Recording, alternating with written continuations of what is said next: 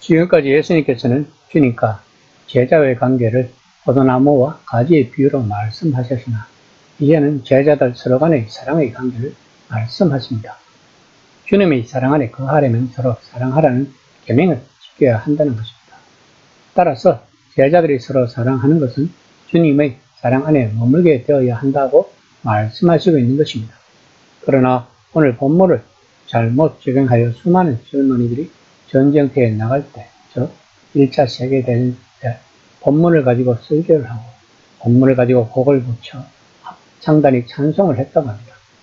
그리고 이들은 전선으로 나가고 목숨을 국가를 위해 바쳤던 것입니다.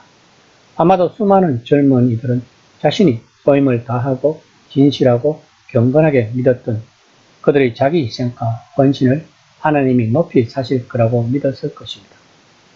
크로닌이 지은 천국의 열쇠라는 문학 작품에서도 이 문제는 적나라하게 표현됩니다. 중국 선교를 하는 수녀님들이 1차 세계대전이 터지자 독일 출신의 원장 수녀님과 프랑스와 연합국 측 수녀님들이 서로 자신의 조국을 위해 기도하고 서로 반목하는 장면이 나옵니다.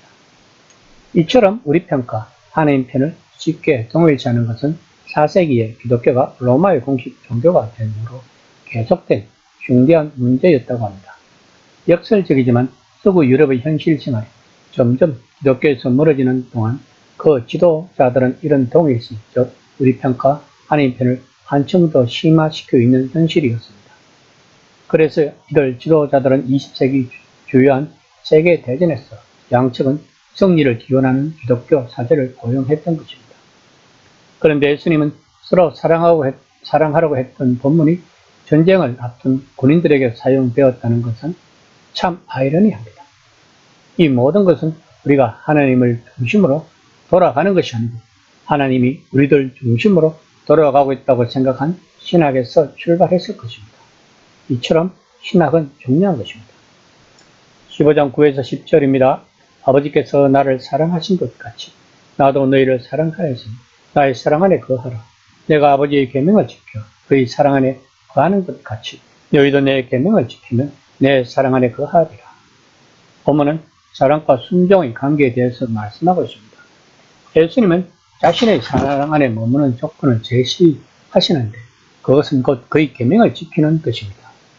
그 계명은 율법을 지키는 것이 아니라 서로 사랑하는 계명을 말하는 것입니다. 즉 우리의 사랑은 그의 계명을 순종함으로써 시작되는 것이라고 말씀하고 계십니다. 15장 13에서 14절입니다. 사람이 친구를 위하여 자기 목숨을 버리면 이보다 더 큰 사랑이 있나니 너희는 내가 명하는 대로 행하면 곧 나의 친구라. 이 본문이 1차 세계대전에서 그렇게나 많이 사용된 구절이라고 합니다. 그런데 본문은 예수님이 자신이 죽음을 향해 가고 계신다는 것을 이야기하고 있는 것입니다. 즉 예수님은 십자가를 이야기하고 있는 것입니다. 사랑하라는 명령을 주신 분은 사랑이 할 수 있는 모든 것을 몸소 행하신 분이신 것입니다.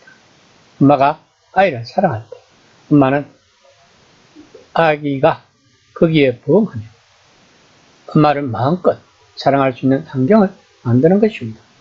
통치자가 백성을 정말로 사랑할 때 또 이것이 어렵고 따뜻한 행동을 통해 분명해질 때 그런 백성들이 거기에 부응하여 자기를 사랑할 수 있는 환경을 만드는 것입니다. 이처럼 예수님은 우리가 서로 사랑할 수 있는 조건을 만드시기 위해 몸소 십자가로 향해 걸어가고 계시는 것입니다. 이런 예수님의 사랑을 우리 인간들은 우리 유익을 위해 사용하고 있는 것을 우리는 역사를 통해 잘 알고 있습니다.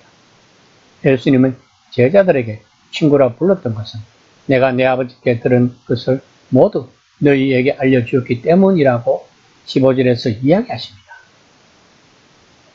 15장 16절입니다. 너희가 나를 택한 것이 아니요 내가 너희를 택하여 세웠나니 이는 너희로 가서 열매를 맺게 하고 또 너희 열매가 항상 있게 하여 내 이름으로 아버지께 무엇을 구하든지 다 받게 하려 함이라. 본문에서 예수님은 우리에게 열매를 맺게 하러 오셨다고 합니다. 그 열매는 예수님이 우리를 사랑하셨듯이 누군가를 사랑하는 삶 전체의 변화일 수도 있고 혹은 당장 그 결과를 보지 못하더라도 세상을 바꾸는 어떤 시발점이 될 수도 있을 것입니다. 이처럼 사랑은 사랑하는 자와 사랑받는 자 모두를 훨씬 더 참다운 인간을 만들기 때문입니다. 이 모든 것의 핵심은 바로 우리가 예수님을 아는 데서 오는 겸손입니다. 즉 우리가 잘나서가 아니라 예수님이 우리를 선택했기 때문일 것입니다. 15장 17절입니다. 내가 이것을 너에게 명하면 너희가 서로 사랑하게 하려 함이라. 우리는 사랑을 법률로 제정할 수는 없습니다. 하지만 하나님은 예수님을 통해 사랑하라고 명령하실 수 있습니다. 법률이 이룰 수 없는 것과 하나님이 이루시는 것의 차이를 깨닫는 것이 인간다움의, 그리스도인다움의 중요한 특성 가운데 하나일 것입니다. 저자는 독자들이 그것을 깨닫기를 바라고 있을 것입니다. 예수님은 우리가 서로 사랑하고 그분의 사랑 안에 머물러야 한다고 명령하셨습니다. 그것은 그분께서 사랑이 할 수 있는 가장 큰 일을 실현하셨던 것입니다. 그분은 우리를 인간 이하가 아니라 더욱 인간답게 만들기 위해 오셨습니다. 그분은 우리에게 종살이가 아닌 자유와 기쁨을 주러 오셨습니다. 그리고 그분은 우리가 영원한 열매를 맺게 하려 오셨습니다. 이처럼 사랑은 우리를 더 참다운 인간을 만드는 것입니다. 이처럼 우리들이 예수님이 주신 계명 서로 사랑하라를 잘 지키면 그것은 천국이 될 것입니다. 이 시간 나는 지금 천국에서 살고 있는지를 한번 점검해보는 시간이 되었으면 합니다.